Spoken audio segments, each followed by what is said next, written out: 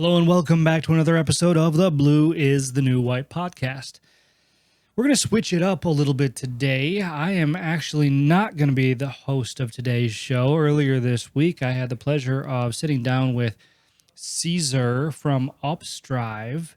They had reached out to me on Twitter and asked if I could be on their live webinar, which was an absolute blast. Cesar asked some really great, earnest questions, and I wanted to put this out this week as an episode of Blue is the New White because it's just a little bit different, right? I am not the host of today's show. I am the guest of today's show, and Upstryve was kind enough to let us use this episode this week as our own. So I will leave it at that. Enjoy this week's episode with myself, with Cesar interviewing me, and also upstryve.com, upstryve.com, if you're interested in what Upstryve does. Also, I know that they're on social media. I'll make sure we tag them here when we put out this episode as well. So without further ado, here is me. Enjoy. Josh, if you don't mind introducing yourself to the wonderful people watching you today. Absolutely. I'll do my best, Cesar. But first off, thanks for having me on. This is an honor and a pleasure, and I'm just happy to be here today talking to you and hopefully adding some value to our audience here today. But my story, I never know where to start, and honestly, every time I tell it, I feel like I tell it a little bit wrong. But essentially, it goes like this. When I was young, right, in high school, I didn't know that the skilled trades even existed. I didn't know much about blue collar anything at that point. My career trajectory was the stunt business, like lighting myself on fire, jumping off buildings, rolling cars. I rolled my first car before I even had a driver's license. And kind of to your point, Cesar, this is really cool to say, right? This was the family business. It sounds incredibly glamorous. What I grew up doing wasn't super glamorous. It was more. It was actually kind of like a trade, right? My mom's side of the family had always been in the stunt business, but she had gotten out of the stunt business to start teaching it. And needless to say, there's not a ton of money in that. So growing up, I didn't have a ton of stuff, which is great. At the time I was cursing it, right? But now I look back and I'm incredibly thankful that I grew up with very little. So through high school, that's kind of what set me apart. And that's what I thought I was going to do my entire life. My mom, and my whole mom's side, my grandfather, my uncles, everybody was in the stunt business. So that was my path. And I figured, all right, fine.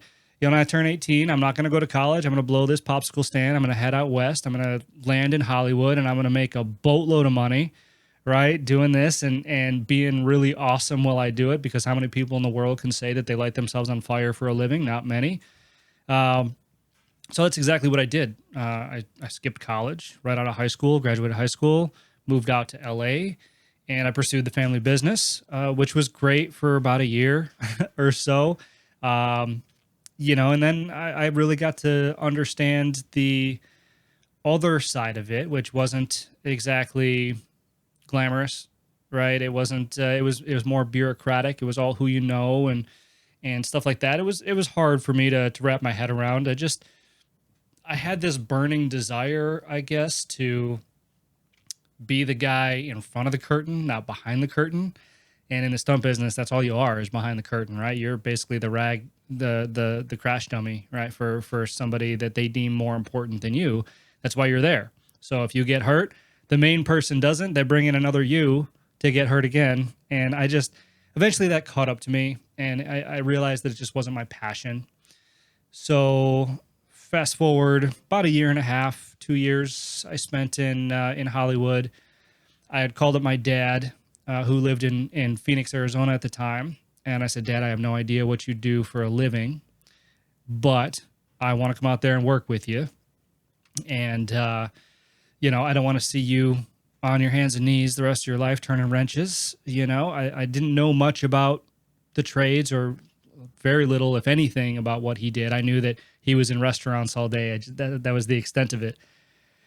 Right. So he said, well, I don't think you know what you're getting yourself into, but sure, why not? Come out here and work with me. I'll teach you the trade. And it was just him running the business at the time. I think he was doing about $200,000 a year in revenue, pushing through his truck or something like that. So I came out to Phoenix, started working with him. He taught me everything from the ground up. He taught me how to turn the wrenches. He taught me how to talk to the customers. He taught me how to diagnose units, all in the specialty trade of hot side restaurant equipment repair. Right. That's my background. That's where I lived for a very long time. So, I ran service with him for about 10 years or so, a little less than that, 9 years maybe. And after that, I started to really get my arms around the business, right? The business side of it, which was great, really fed into my entrepreneurial spirit. Something that had been suppressed for a little while in the stump business because, look, it's all unionized and highly regulated, and you're not really in control, right? So I got my first taste of that, got to see the back end of things with QuickBooks and, customer lists and started to understand P&L statements, balance sheets, cash flow statements, and I never went to college, remember? So this was all just kind of, hey, who can I talk to and what books can I read, which is an important topic, right? But where can I find these resources to teach me all these things that I don't know? My dad will be the first to admit, right? He's a mechanic. He's not a businessman, and that's what he knew. And I wanted to make sure that we took this business somewhere where he couldn't get it by himself. So I read everything I could, got my arms around it, started dispatching, quoting, scheduling. We started bringing on more employees, more technicians. Eventually grew the business big enough to where we could get out of my dad's garage, right, which is where we were working for a long time. We bought a warehouse here in Gilbert, Arizona. We moved into the warehouse, and we were like, holy crap, look at all this space. What are we going to do with all this space? 3 days later, it was full of just equipment and parts and all this stuff that was shoved into my dad's garage, now took up a 5,000 square foot warehouse. So did that for a little while. During this time, I think it was about 2013, I was made vice president of the company, which was a neat title at the time, but I was still running service, right? I just had a little bit more control over it. And I think it was 2017 that I was appointed CEO, right? And at that point, we had about 12 employees. So, use your imagination as to what CEO actually meant at the time. Another cool title, right? But I was still very much in the business. So a little bit before that, we had decided to open an HVAC and refrigeration division, which was a huge undertaking, right? We had just done hot side repairs up until that point. And once we opened up that department, then we had customers knocking on our door. We had built a respectable base for the other trade that we had started with, and so that kind of took off, which was wonderful. We had to bring on more techs. I had to learn how to manage them and lead them and train them. And once we got our arms around that, then we said, okay, well, we've got the Phoenix market. Why don't we go after the Tucson market? So we opened up a branch in Tucson. Then we opened up a branch a couple years later in Houston, Texas. And then we opened up a branch a year later in Albuquerque, New Mexico. Through this period, we landed on the Inc. 5000 list of fastest growing companies in America 3 times, which was humbling, very humbling. I had, in 2019, published a book called Blue is the New White. Remember when I told you that I was reading everything I possibly could on the topic to try to get smarter? And here's the thing, guys, is that there are really no books on the skilled trades. There's one here or there, very specific niche, but there isn't a single resource, aside from my book now, that tells you, hey, this is the kind of opportunity that you can find in the blue collar trades. All we know, or all we knew growing up, especially, my generation, is that the trades were hard work, and it's what you did if you couldn't cut it in college. right? And so I wanted to try to change that narrative a little bit. So in 2019, I published that book, Blue is the New White, The Best Path to Success That Nobody Told You About Until Now. And it was a huge success, #1 bestseller on Amazon for a couple of months after the release, which was awesome. Again, super humbling, right? And shortly after that, I spun that off into a podcast, which I'm now on my 121st guest, which has also been humbling. I talked to successful tradespeople all around the world about why they love what they do, about why they consider themselves a success and what success looks like to them. So been able to network and find a ton of opportunity with that. And since then, my book has also been adopted into several high schools around the country, which is really the intent, right, is to be able to let people know that there are other avenues to success, not just college. And that kind of brings us to today, where we sit at 68 employees, 4 branches in 3 states. And we just hit 10 million in revenue last year, which is just another huge accomplishment of ours. So it's been a wild ride. It's been wonderful. It's been fun. I owe it all to the skilled trades, the blue collar trades, and my dad for giving me an opportunity in an industry that I had no idea even existed. Yeah, what a journey. What a journey. It's almost like you didn't stop doing your stunts. You were just constantly Yeah, kind of. constantly going for it and just taking the hits along the way. That's so awesome. And eventually you did make it in front of the curtains, which is what I like about that story in the trades field. So one thing that we talk a lot about here, and your story is perfect for it, is the importance of, one, knowing that there's opportunity in the trades, but also the importance of mentorship. Can you touch a little bit about how crucial it was, that relationship you had with your dad and him kind of showing you the ropes one-on-one? Like, how important is mentorship and how important was that for you? Yeah, that's a great question. I love that question. It's incredibly important in this industry. I think too often you hear about how not only specific businesses, but specific industries don't have a great training curriculum, right? You're kind of a lone wolf. They stick you in front of a computer, watch ABC video and go to work, figure out the rest on your own, right? The skilled trades, it's so specialized, and there's so many different ways to arrive at the end result that it's so much easier if you have somebody guiding you. It's almost necessary that you have somebody guiding you. Right. And my dad is my #1 mentor always. He and I have a great relationship. I have had a couple of different mentors in this industry, some in business, some in the technical aspect of things, some in life, but it is just, it's one thing to tell somebody how to do something. It's another to show them how to do something. And I think that's the biggest difference. And anybody that has an opportunity to enter into some sort of a mentorship, man, do it. That's all I have to say, is don't even worry about getting paid. That will come.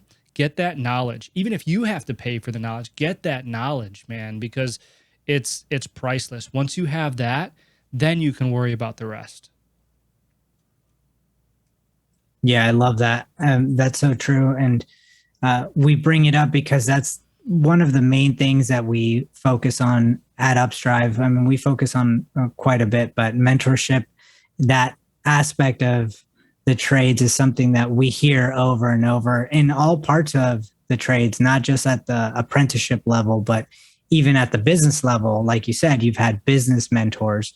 So there's really never an end to mentorship. Like when you can get quality mentorship, it's kind of throughout your entire career, you should be open to it and kind of aware to who is a good mentor and who can help you get to where you want to go faster. So, That's actually a really good point, Cesar, and I'm glad that you brought that up. Just I won't take up too much time on this, but you know, I've had that experience before too, where listen, you maybe you're so desperate for some advice on something that you go to the wrong person, and I think that that's really important as well. And I'm just talking real right now. If you're going to find a mentor, you better make sure that that mentor is really good at what they do. All right, because you don't want a mentor that's going to lead you astray. You want somebody that you can level up to and then level up above. and what would be some tips to find that kind of person? Like how did you seek advice early on in your career? Who were the people that you were like, okay, I need to get coffee with this guy because he's gonna or gal because they're gonna help me get to where I want to go. Yeah, that's a good question. It's about seizing the opportunity, and in this day and age, the opportunity is endless, right? I mean, you could literally go on social media and you could find somebody. Especially in the trades, these tradespeople are popping up everywhere now, and you can see you can follow them. You can see the quality of their work, the quality of their conversation, right? See if there's somebody that you might want to learn from, and then reach out and ask. I mean, there's nothing more humbling. Like I get asked this all the time, and I absolutely love it. And some people I'm able to help, and some people I just don't have time to help. Not yet, not at this point in my life and my career. It all depends on the ask, but that's the best thing you can do is ask. And in this day and age, if you put yourself out there, like I'm doing now, or that like you're doing, and somebody reaches out to you, and somebody says, "Hey, I saw you on XYZ, or I saw your post on social. Good job." If they extend that olive branch just to say good job, you know, there's no reason why you can't take that and say, "Hey, I really appreciate you reaching out to me. Maybe you could help me." Here's the thing about you have to admit that, that other people know a lot more than you most of the time, right? And in certain areas, you have to be able to recognize when they do, and you have to be willing to look ridiculous or ask what you would call the stupid question, right? In order to succeed and advance. There's too many people out there, and too many situations these days where people are just afraid to ask because they don't want to look dumb, right? And that bothers me to no end, because before you're smart, you have to be dumb. That's just the way that it works. You have to not have the knowledge before you have the knowledge. So why try to conceal the fact that you don't have the knowledge? Just be open about that. People will appreciate that, and they'll want to help you. 100% agree. For sure. I've done that exact thing in the past where I looked up to someone and just shot my shot. I was like, "Hey, you don't know me, but looking for some advice on this topic. If you have a minute." And they were actually kind enough to jump on a call with me, which like blew my mind. I was like, "Wow, didn't see that one coming." Yeah. If you're honest, most people will be. It's when you're like, Yeah. "Oh yeah, no, I knew that." The people are like, "All right, well then why are you reaching out?" Yeah, so I agree. Sometimes you just got to put yourself out there. And so moving along your career, so you moved out, learned everything you had to learn. I'm assuming you kind of just learned it on the job. You didn't, there was no trade school. It was just get in the game and figure, obviously your dad was teaching you, and I'm sure other people were teaching you, but you kind of learned as you were growing as a tradesperson. Um, Once you shifted from tradesperson and you started that entrepreneurial switch turned on, how long was it before that happened, when you were starting to see things differently and started that business side of your head started kind of ticking a little bit? Oh man, that is such a good question. It took a while, right? Because when I first entered into this industry, I was a blank canvas. I didn't know anything, and so I had to literally learn everything there was to know about what was right in front of me. And what was right in front of me was, hey, is this piece of equipment fixed or not fixed? So that's really where it started, right? Is just I didn't worry so much about the customer aspect, the billing aspect, anything else. My main objective every single day was to fix whatever I was put in front of. And it wasn't until I got comfortable with that I started to branch out and sort of innovate, if you will, in my own head. I started, you know, just playing around with different ideas. I'd say probably, if I had to put a number on it, 5 years in the field, maybe 6 years in the field before I just started to get curious, right? About, I started to listen to that entrepreneurial spirit that I had inside of me. And, it was, it's funny because it's like you get to know something really well, and then you start to have those thoughts like, well, what if I did it this way? Or, what if I took this and, what if I scheduled us this route instead of this route? And listen, you're going to be wrong way more times than you're right. That's the thing about entrepreneurship is, you'll get 20 wrong ways to get 5 right ways, but those 5 right ways are going to allow you to take another step forward. So it was about 5 years. And then I'd say there was a period between 5 years and 7 years that I really started just kind of toying around with things like, hey, just like we talked about, does this work? Does it not work? What happens if I do this? Is this a good thing? Is this a bad thing?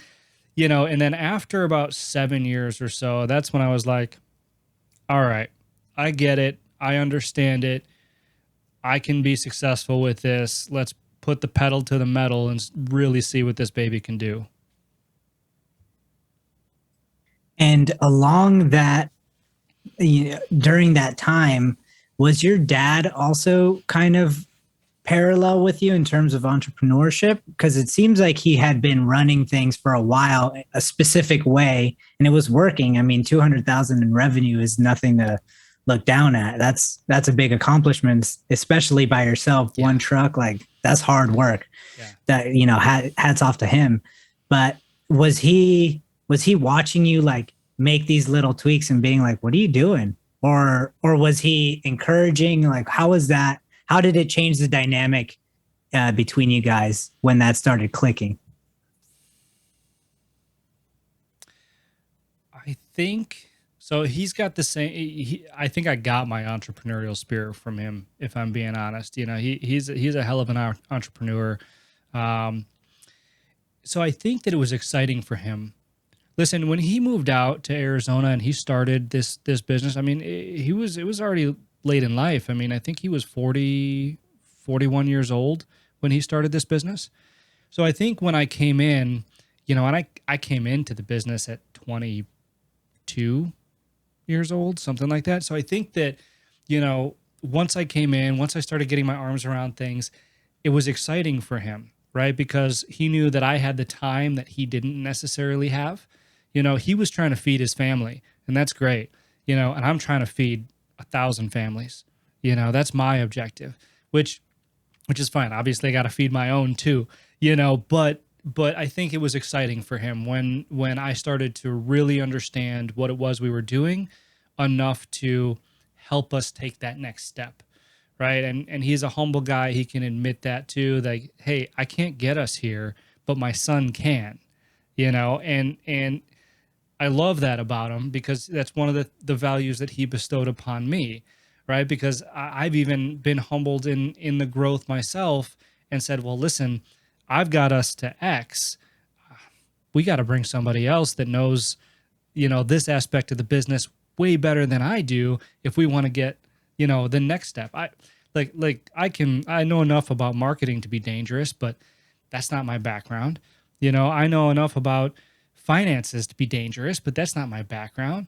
Let's get a director of marketing. Let's get a CFO. Let's get people around us that know how to do this stuff better than us.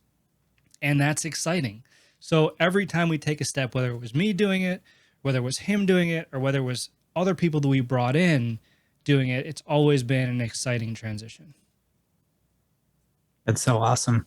And we deal with here at Upstryve, we deal with a lot of small business owners, but on occasion we also are able to work with business owners who are looking to scale, looking to grow.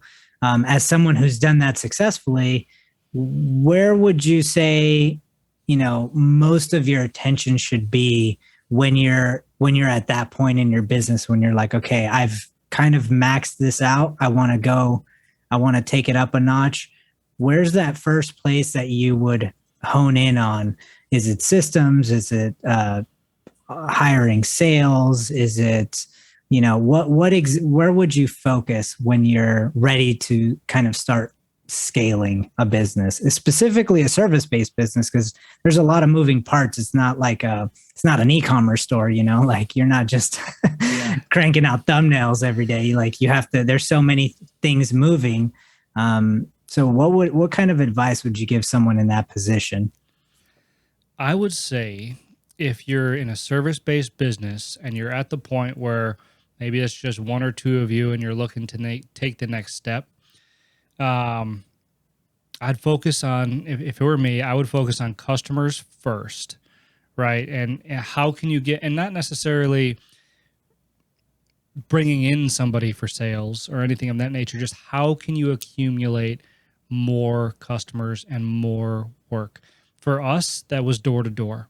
For us, that was going into a restaurant, recognizing that we didn't take care of the restaurant right next door, and going over there when the job was done, saying, "Hey, by the way, I just helped your neighbor over here, out. Is there anything that you need me to look at while I'm here?"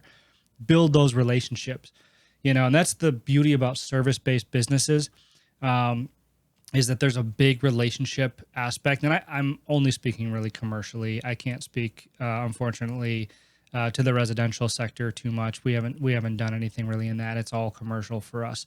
But there's a big relationship aspect there. Once you get, and this is the way I've always worked, right, is once you get so inundated with work that you can no longer keep up. Like I'm saying, when you're working 18-hour days and you only get, 6 hours of sleep a night, and you get up and you do it all over again, and literally that's your life. You do that until you can't anymore, and it's time to bring somebody else on, right? And then you do it, and it's got to be the right person, because the philosophy that I've always followed is that, hey, they're going to do it now until they're working 17 hours a day. Then you bring on somebody else. Then you got 3 people. You guys are working 16 hours a day. You bring somebody else. You do that until you're all working an 8 to 10 hour shift, and you have enough work and you have enough people to support that work. And then now you're off to the races. Amazing. So to break it down, customer acquisition, heavy customer acquisition, and then slowly, one person at a time, building your team up. Yep. That's the way to do it. That's what worked for me. I can't speak for everybody. I'm sure that there's a million ways to skin a cat, but of course, that is what that's what we did. And it got us off the ground floor and onto the first floor. That's awesome.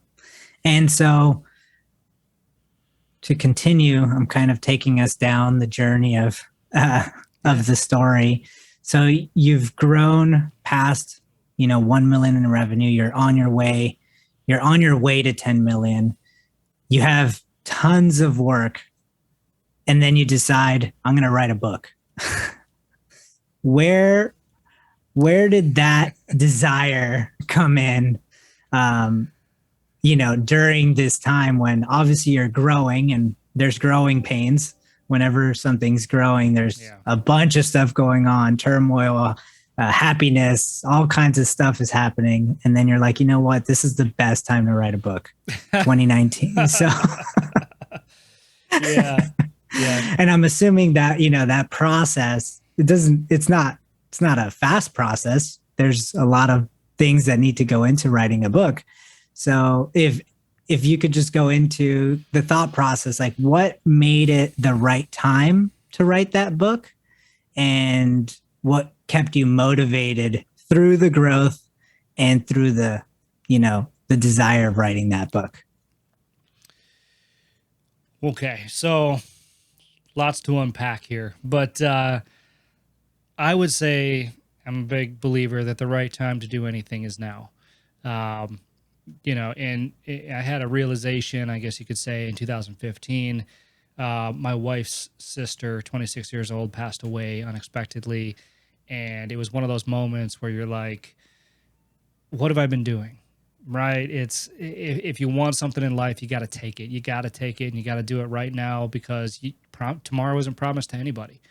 Right? And so if you're truly passionate about wanting to accomplish something, then you just have to take the bull by the horns and just do it. No excuses, no nothing, just do it. So kind of took that philosophy, after that happened, and applied it to my life and to my business. And so I can't say that by any stretch the time that I wrote the book would be classified as the right time to anybody but me. And if I'm being perfectly honest, I probably, this was a passion of mine, right? I had always wanted to write a book, and this will be the first of many, but I always wanted to write a book, and this was a great opportunity to do so, and I just had to apply that philosophy and do it now. It did not come at an opportune time in the business. We had just we had just switched software companies, because I wrote the book in 2018. January 1st, 2018, we switched software platforms, which most people out there know. An entire company switching a software platform is not an easy feat, right? I had basically the entire company, wanting to riot and put my head on a pitchfork because I introduced all this on one day. There's something to be said about the pace of change, but albeit all the same, I felt this strong desire to write this book. So I leaned heavily on my COO at the time, and said, listen, this is a passion project that I'm going to be working on for the next 9 to 12 months. And I'll be at the office every single day. I will be in here. This is where I wrote the book. So if I'm desperately needed, then please, by all means, come get me. If not, don't. I'm giving you executive level control. Just handle it. And in hindsight, probably should have been a little bit more hands-on with that, if I'm being honest, and taken a little more time to write the book instead of, delving in and giving 100% of my attention to that. So there's probably a lesson in there somewhere. There's a lesson in there, but I think the key takeaway, which is what I love, is just the timing's never right. You just have to do it. Yeah. And that's something that we also talk a lot with different people in different places in their career. And they're just like, I don't know if this is the time to start an apprenticeship or, go get my license. Maybe I should just continue doing what I'm doing. And we always, obviously we make sure to find out like their specific situations, but typically they're just scared. There's just fear involved, and the fear of the unknown. But like you said, nothing's ever promised. Tomorrow's not promised. So you kind of just have to get after it. And it is something that we do preach a lot to people kind of on the fence of even something as simple as an apprenticeship. We're like, this is only going to make your life better. There's no way that it could go backwards. You're improving yourself. You're gaining a skill. You're going to be an important part of society once you're all said and done. So, and you might even start a business. So it's only up from here. So there's no reason to delay that for any reason. So yeah, that's the lesson I took from that story. Just go for it. Go for it now. Yeah, that's it, man. That's how I live. And so once the book was done, did you feel like there was a weight that came off your shoulders? Like, had you been kind of wanting to write that book for a long time and you're like, all right, it's done. Now I can get back into the business? Or where were you after you were done writing that book? You asked some really good questions, Cesar. I got to tell you. Thanks. No, it's refreshing. Here's what I've learned is that the heavier the weight that you have on your shoulders, this has been my experience, the heavier the weight that you have on your shoulders, if it's self-inflicted, right? If it's like, for example, me writing the book, right? And this is something I had wanted to do. So I had this, been carrying around this weight on my shoulders of wanting to write this book, and then through writing the book, and it was such a heavy focus for me that it consumed so much of my attention that this was a heavy weight, right? And so once it was done, it was great for about a week. It was awesome. The weight was lifted. I had written a book. This was fantastic, right? But then I realized, as I have so often before with other things besides the book, that when that weight comes off, if you did it right, more weight will be put on, right? But I love to use the phrase, life doesn't get easier, you just get better, right? And because once the book came out, it was a storm of press and podcasts and interviews and speaking engagements and all of this stuff that I was like, okay, well, I stepped away from the business basically for 9 to 12 months, not stepped away, but didn't have all my attention on, right? And now here I am, the book is done. I'm ready to jump back in with both feet and get everything going. And I've got people and these are all opportunities, right? These are all weights that I need to bear because it not only helps me and my passion and my message, but it also helps my company. So I'm doing the company a favor by, embracing the fact that I wrote this book and that I'm being looked at as a thought leader in the industry, and I have to figure out a way to bear that weight, the weight of these new opportunities and the weight of the company and the weight of family and everything else. You find a way. So I don't know if that answers your question, but No, it does. That's perfect. I think everyone, once they finish a task that grand, they expect things to just stop. Like, okay, mimosas on the beach. Yeah. I'm not doing nothing ever again.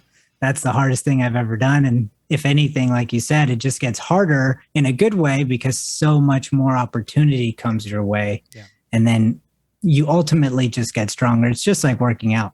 You put a lot of stress on a muscle, it grows, and then eventually it craves more stress to continue to grow. So that's amazing. And so on the topic of the book, for our audience, maybe some people don't know the book. Who is this book perfect for? Who did you write this book for? Yeah. So I wrote this book for, it's geared towards high school students, right? It was a fine line that I had to walk between making it relatable to high school students and speaking their language, which is a very special language, and balance that against having enough credibility and resources and information in the book to impress educators and to make it so the educators would and parents and counselors would want to distribute this book, right? That they would want to use this book to influence their students or their kids or their pupils or whatever. And so it was a hard line to walk, but ultimately the voice is talking to the high school student with a surrounding element that attracts educators and counselors. So you went into it already with that in mind, that you wanted it to get distributed into schools. Yeah, that's right. That's cool. Yeah, it was. I thought I didn't know that. Yeah, I thought back to my high school career, kind of like I touched on a little bit, and it's just, there's this perception that revolves around these awesome industries that's so bad. I mean, for lack of a better term, right? Like, people think plumbers just fix toilets all day. That's not what a plumber does. All right. People think that electricians just run wires all day. That's a fraction of what they do. people don't even know what a food service equipment technician is or does, right? And there's all this stigma associated with it that, you know, people are going to look down on you or think that you couldn't cut it in college or that you're dumb, right? I mean, like those terms we hear all over the place, grease monkey, and, you know, you picture a plumber and there's plumber's cracks, right? And I mean, it's just, there's this stigma that surrounds the trades. And I don't want to say demeaning, but it's completely false, right? I mean, I know plumbers that are pulling in six figures a year, you know, and you would never know it because they're humble as can be. But we're not taught any of this stuff, right? We're just taught that you got to get good grades, so you go to a good college and you get a good job. Why? Because that's security, you know. But when you actually look at the situation as a whole, there's really no other sector that compares to the security that the skilled trades provide, right? I mean, if you know a trade, you can work anytime, anywhere, and really, depending on where you want to work, a lot of times name your price. Mm-hmm. We try to break that stigma that you're talking about, that negative stigma. I like to try to speak with other entrepreneurs in the trades because that's a word that a lot of people don't connect with tradespeople is entrepreneurship. But it goes hand in hand. You know, I just don't think people realize that maybe the plumber that's at their house owns 5 or 6 trucks and has, you know, 10 or 12 guys working for them and has a full-fledged business. You know, they just see him as, you know, that picture that you mentioned, the plumber's crack, but he's a full-blown entrepreneur, built it ground up all on his own, and probably knows more than than the person that he's servicing, you know, depending on the place. So it's something that we try to reach people, inspire them, let them know that there are tons of opportunities, that you can be a successful businessman, businesswoman in the trades. You don't just need to be a service tradesman or craftsman your entire life. You could be, there's nothing wrong with that, but you can also develop into being a full-fledged business owner. So that's why we like having these kinds of conversations. So we do appreciate you coming on. I know I was psyched when Chelsea, who runs our social media, was like, oh yeah, Josh said he'd be interested. I'm like, oh wow. That's a great example of just kind of shooting your shot, right?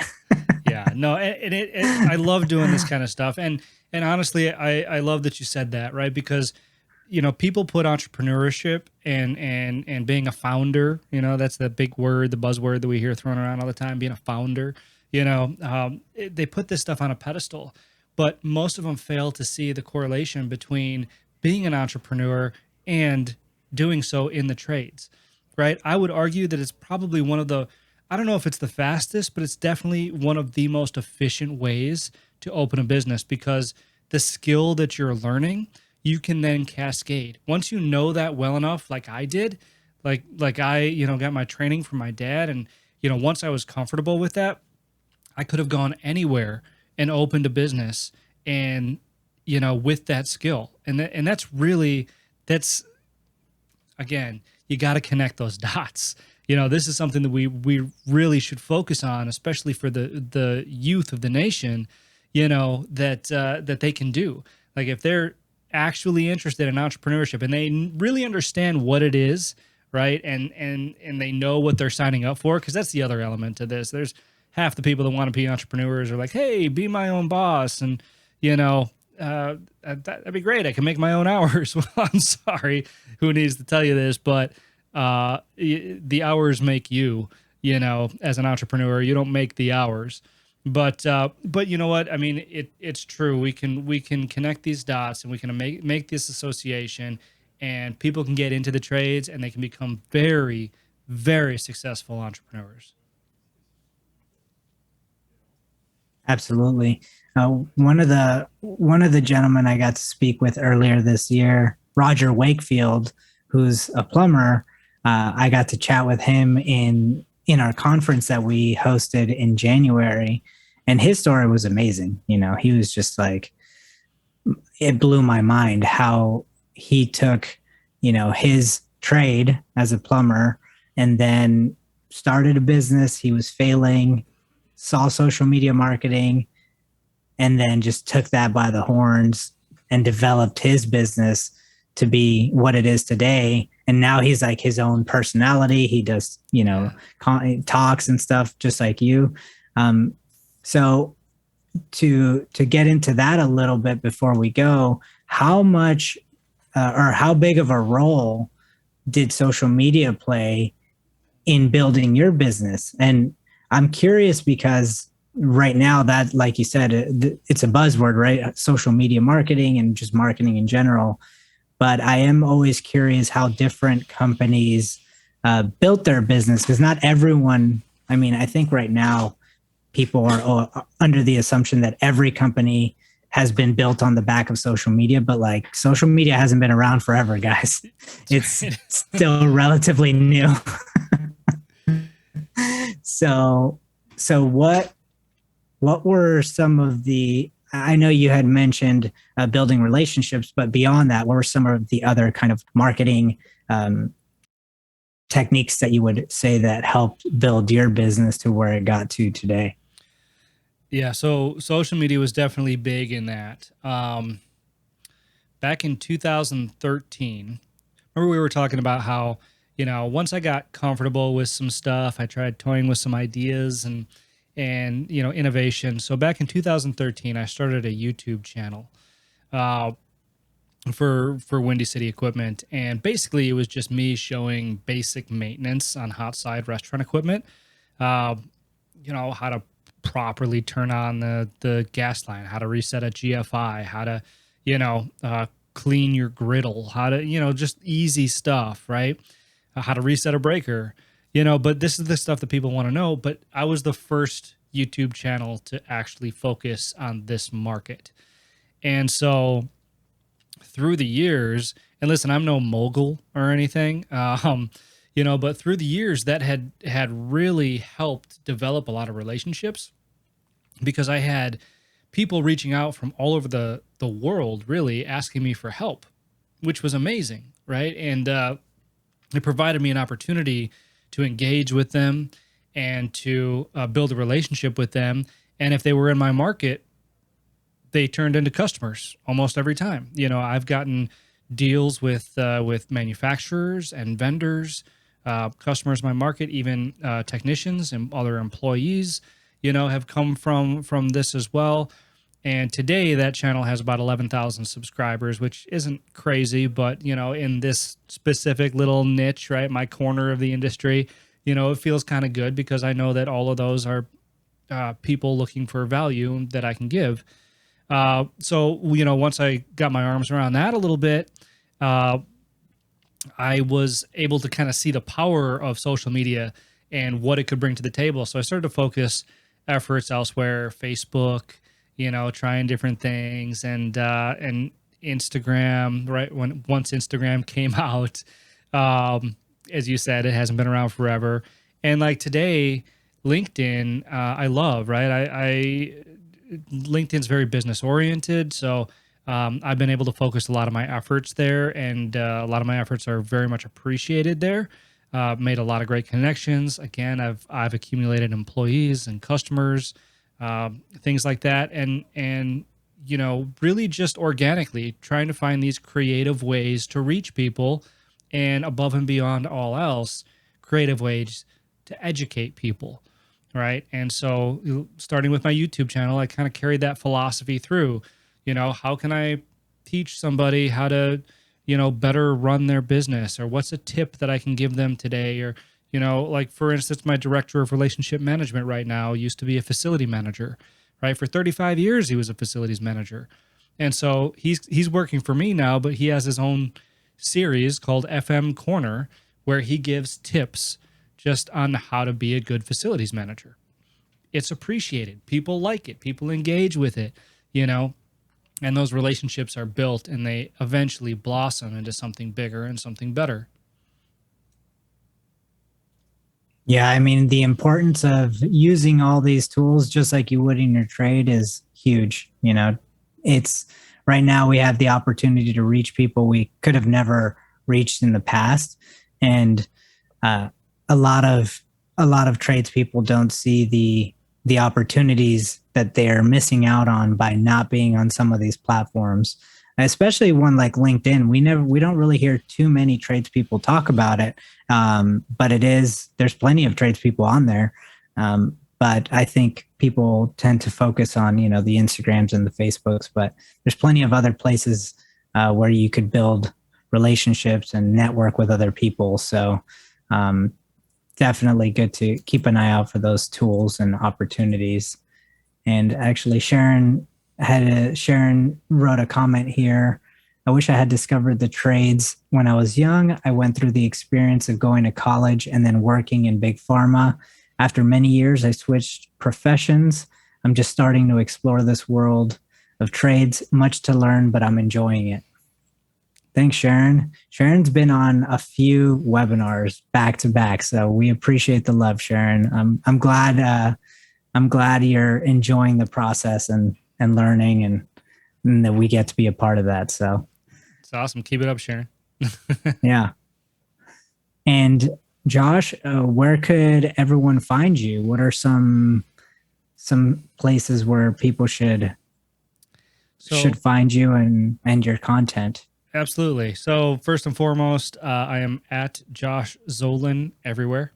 That's Twitter, LinkedIn, Instagram, Facebook. Yeah. And then blueisthenewwhite.com. I've got all my podcast episodes there. You can purchase the book there. We're working on a little blog page, where we've transcribed a lot of the podcast episodes as well. And then Windy City Equipment or WindyCityAZ.com. Windy City AZ, Windy City Equip, or WCE Commercial is probably the easiest one to remember, .com, and that's everything Windy City. Amazing. And actually, one question that I had written down and I forgot to ask was franchising. Is that something that you've ever considered? I was wondering if that was part of the business model or not when you started branching out, or I've never heard of many people franchise in the trades, but just a random question I had when you were It's an interesting question. No, we haven't considered franchising. No, just good old organic growth. That's awesome. Yeah. I was just curious. It's something that popped into my head, and yeah, I figured I would ask. But Josh, thank you so much for joining me and participating with us here at Upstryve. We appreciate it. We know you're a busy man, so anytime we could spend chatting with you is a good time. So I appreciate it. Absolutely. Well, thank you very much, Cesar, and hopefully I was able to add some value to your audience, and we'll have to do this again maybe in a couple of years.